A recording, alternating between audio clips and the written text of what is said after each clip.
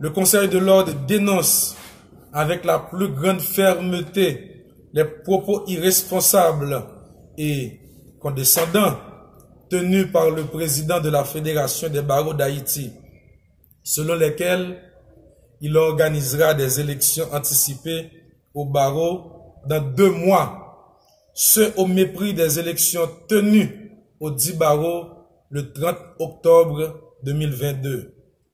Le président de la FBH, pour faire plaisir à ses amis qui voulaient pérenniser le règne de l'ignorance, de l'obscurantisme à la tête du barreau, tente de se substituer au Conseil de l'ordre légalement élu, sans lésiner sur les conséquences de cette immixtion fâcheuse, alors qu'il a été invité par correspondance en date du 10 octobre 2022 à observer les dites élections. Nous voulons signifier expressis verbis à la Fédération des barreaux d'Haïti que ces ingérences ne seront tolérées en aucune manière. Nous voulons en profiter pour informer la communauté des avocats que lors du 37e congrès de la CIB, la Conférence internationale des barreaux, que le barreau de la Croix-des-Bouquets a été approché par un barreau des Antilles en vue d'un partenariat autour d'échanges scientifiques et de formation continue pour les avocats. La dite convention qui devait lier les 2 barreaux et qui aurait permis aux avocats cruiciens d'effectuer des stages à l'étranger n'a pas été signée comme prévu. Le moment venu. Parce que le président de la Fédération des barreaux, Maître Jacques Letemps, s'y était opposé sous prétexte que toute convention que doit bénéficier un barreau d'Haïti doit nécessairement passer par la Fédération des barreaux. L'on comprend pourquoi il se fait appeler le bâtonnier d'Haïti à l'extérieur.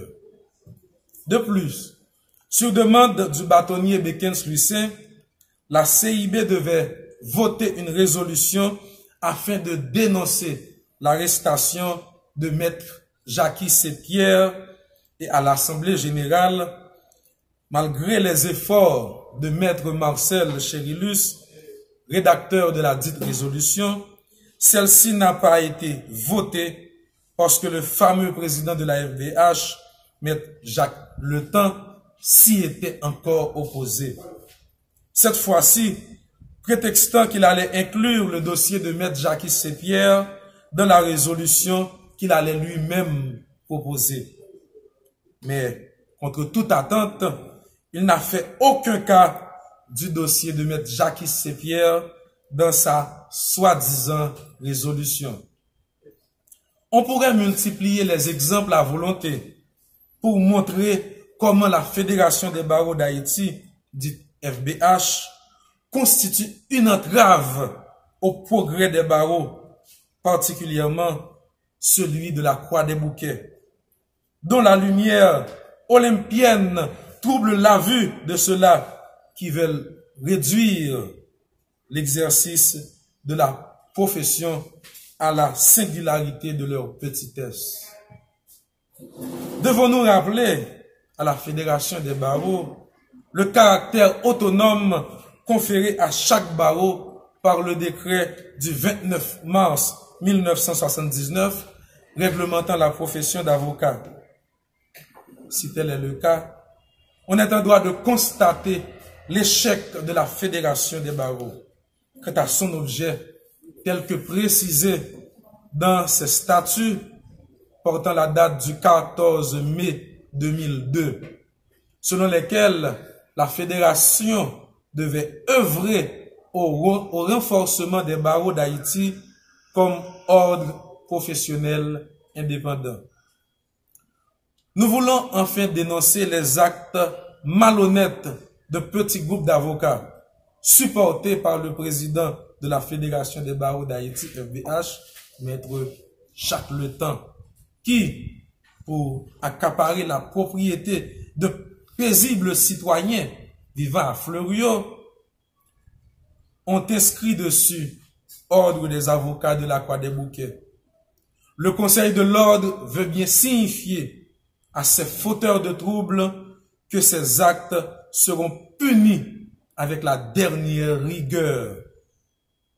Donc, devant l'incohérence, l'insolence, la nonchalance et l'inconstance de la Fédération des barreaux d'Haïti, dite FBH, devant son refus systématique d'aider le barreau de la Croix des Bouquets à préserver certains acquis et enclencher le processus de l'unification du barreau, le Conseil de l'Ordre des avocats de la Croix des Bouquets étant la seule autorité habilitée à gérer actuellement le dit barreau, entend enjoindre la Fédération des barreaux d'Haïti à se ressaisir et à se ranger du côté de la loi et de la discipline.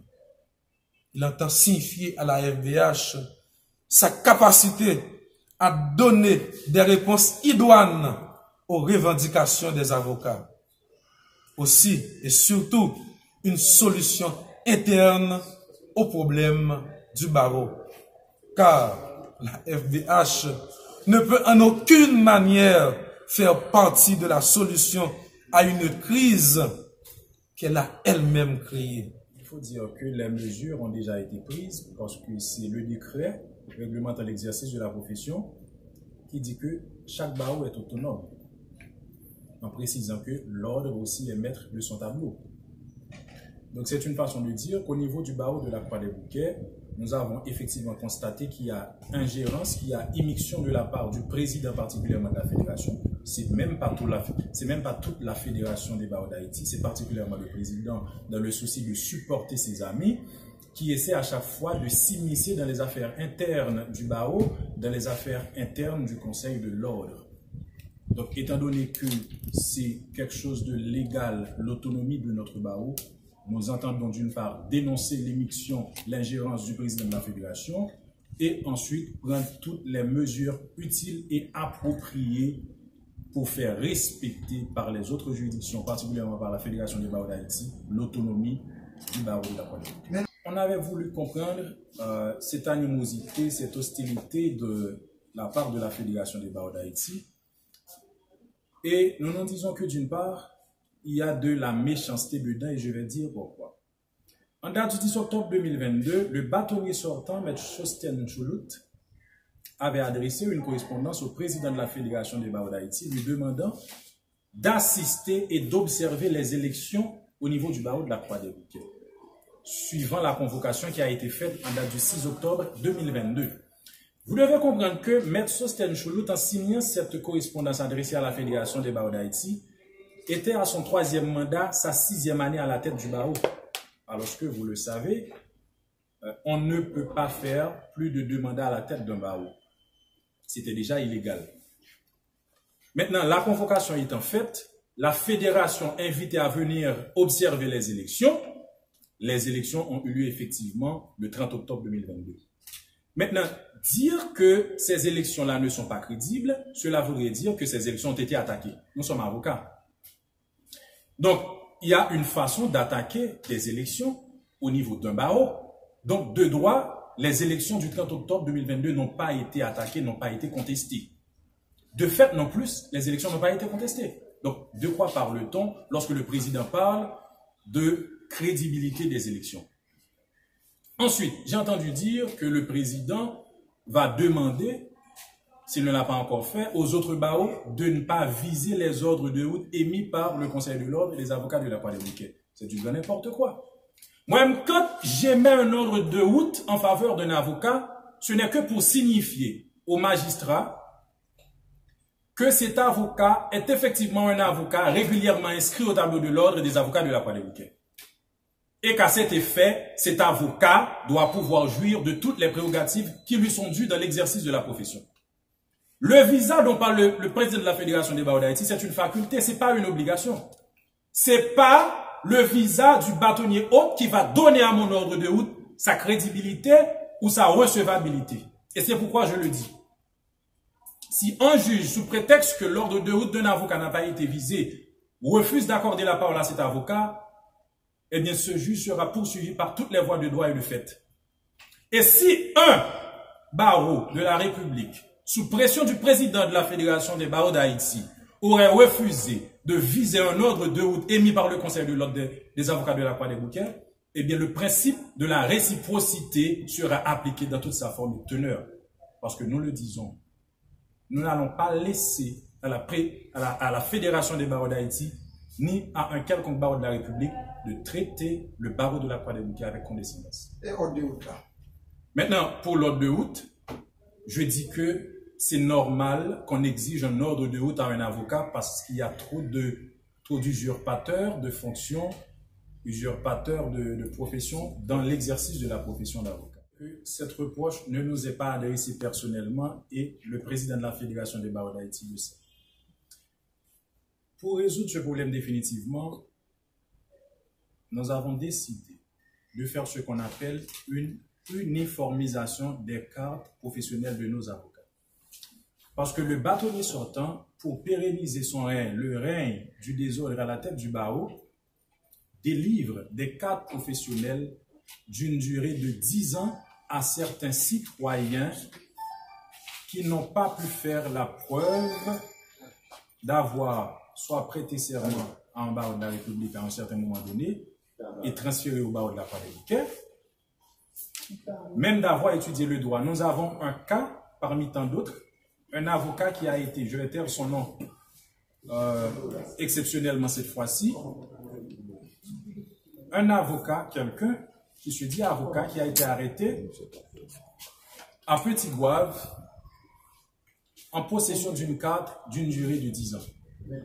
Nous autres, Conseil de l'ordre, détenteurs des archives du barreau, nous n'avons pas cet avocat sur notre liste. Mais si vous regardez bien, les cartes professionnelles délivrées par ce Conseil de l'ordre sont valables pour une durée de 2 ans. Et c'est pareil pour tous les barreaux de la République. Donc, vous comprenez que la Fédération des barreaux d'Haïti, particulièrement le président de la Fédération, ayant connaissance de cet état de fait, accepte sans embâche de supporter un tel désordre, de demander à d'autres barreaux de supporter un désordre permettant à un ancien bâtonnier de délivrer des cartes professionnelles valables pour une durée de 10 ans à des particuliers qui ne sont pas en réalité des avocats régulièrement inscrits au tableau de l'ordre. C'est pourquoi nous autres, nous exerçons un contrôle a priori pour les postulants désireux de se faire inscrire au barreau pour devenir avocat stagiaire et un contrôle a posteriori pour les avocats qui sont déjà sur le tableau de l'ordre. Parce que avant d'être bâtonnier, moi-même j'étais président en tant que conseiller président de la commission de certification d'éthique et de déontologie au barreau. Donc des enquêtes ont déjà été menées à travers les différentes facultés du pays pour pouvoir certifier nos avocats.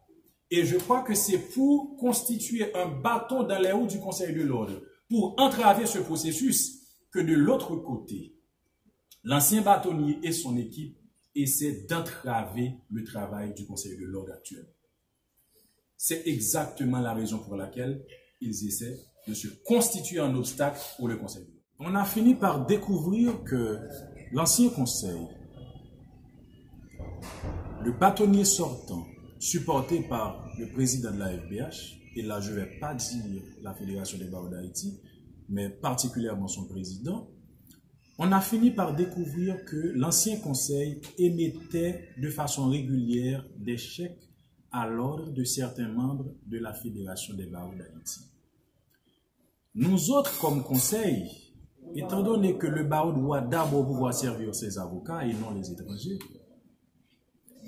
nous avons décidé de ne pas continuer avec cette démarche parce que si des chèques sont émis sans motif, sans aucune raison apparente, nous disons que là, il y a de la corruption.